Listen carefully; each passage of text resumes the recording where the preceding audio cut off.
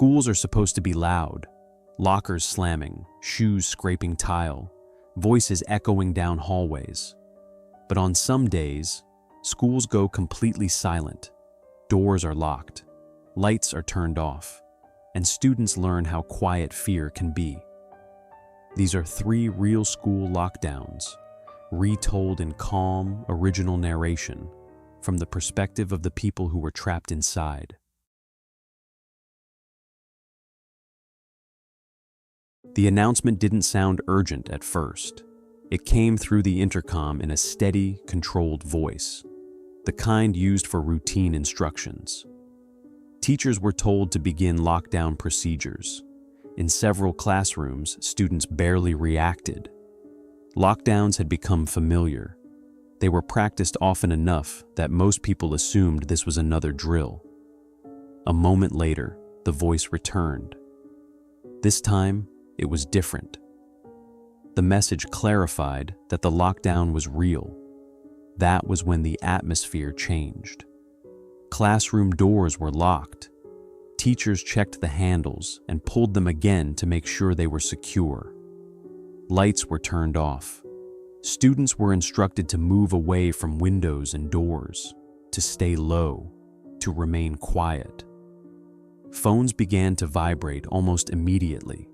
Messages came in from other parts of the building. Some mentioned people running. Others said they heard loud noises they couldn't explain. Several asked the same question. Where are you right now? No one had clear information. Only that whatever was happening was inside the school. Furniture was moved to block entrances. A cabinet was pushed against the door. One student slipped into a small storage area and closed the door behind them. The hallway outside fell silent, unnaturally silent. Then footsteps could be heard. They moved slowly down the corridor, heavy enough to be noticed, close enough to make everyone freeze. The door handle shifted briefly. Inside the room, no one spoke. One student quietly prayed. Another held their phone against their chest, recording without looking at the screen. Time stopped feeling normal. Minutes passed without anyone knowing how many. When law enforcement eventually entered the classroom, voices were raised and instructions were shouted. Even then, no one moved at first. It took a moment to believe it was over. That night, many of the students didn't sleep. Some didn't return to school for weeks. Others never went back at all.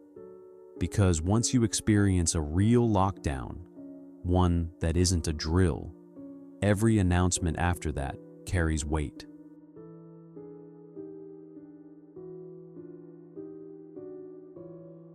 The incident unfolded inside a single classroom. There was no warning beforehand, no escalation that students could recognize. Class was in progress when the door was closed and locked. Shortly after, a lockdown announcement was made. At that point, most students still didn't understand what was happening. Some assumed it was another drill. Others thought it might be a precaution for something happening nearby. The teacher instructed everyone to move away from the door and windows. Students were told to get down and remain out of sight. Desks were used as cover. Lights were turned off. The room went quiet. Within minutes, sirens could be heard outside the building. At first faint, then closer. Students began sending messages from their phones. Some contacted parents. Others reached out to classmates in different rooms. Information was inconsistent. Nobody had a full picture of what was happening. Students were told to stay silent, even if they heard movement in the hallway. They were instructed not to respond to voices or knocking. Time passed slowly. Students remained in position for over an hour. Many stayed crouched under desks. Others sat against walls or behind furniture.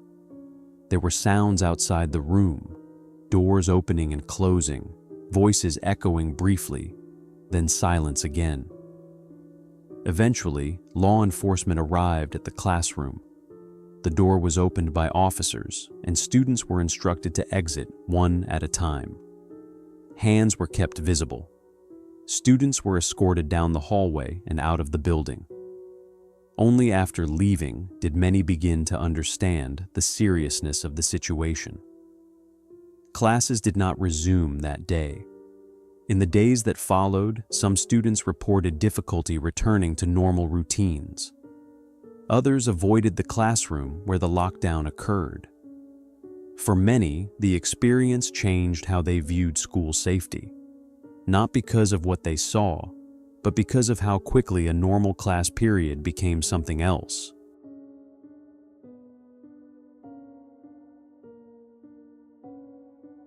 The lockdown officially ended later that day. Students were released gradually.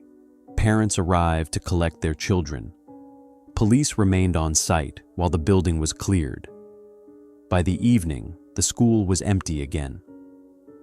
In the days that followed, regular classes were suspended or altered.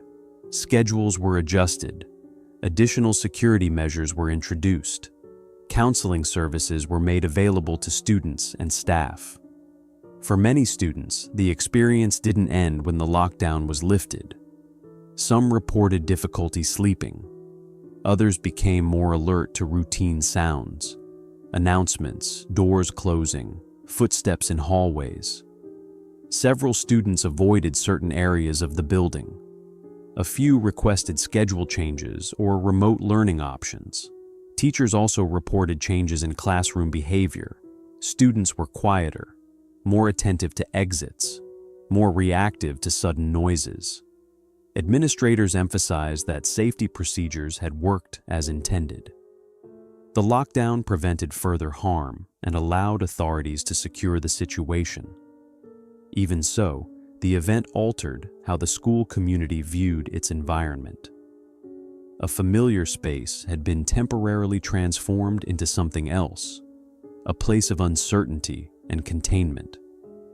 Over time, routines returned. But for those who experienced the lockdown, certain details remained fixed in memory. The silence, the waiting, and the realization that a normal school day can change without warning. The building reopened. Classes resumed. But the understanding of safety and vulnerability did not return to what it was before. Lockdowns are designed to be temporary, procedures, steps to follow until a situation is resolved. But the effects don't always end when the doors unlock. For the people inside those classrooms, the experience becomes a reference point, a moment that quietly reshapes how safety is understood. Announcements are no longer background noise. Locked doors are no longer routine. Silence carries weight. Most schools will never experience a real lockdown, and for many, drills will remain just drills. But for those who have lived through one, the memory stays, not because of what happened, but because of how quickly everything familiar changed. This was not a story about fear. It was a record of moments that occurred in real places, to real people, during ordinary school days. And for some, those days never felt quite the same afterward.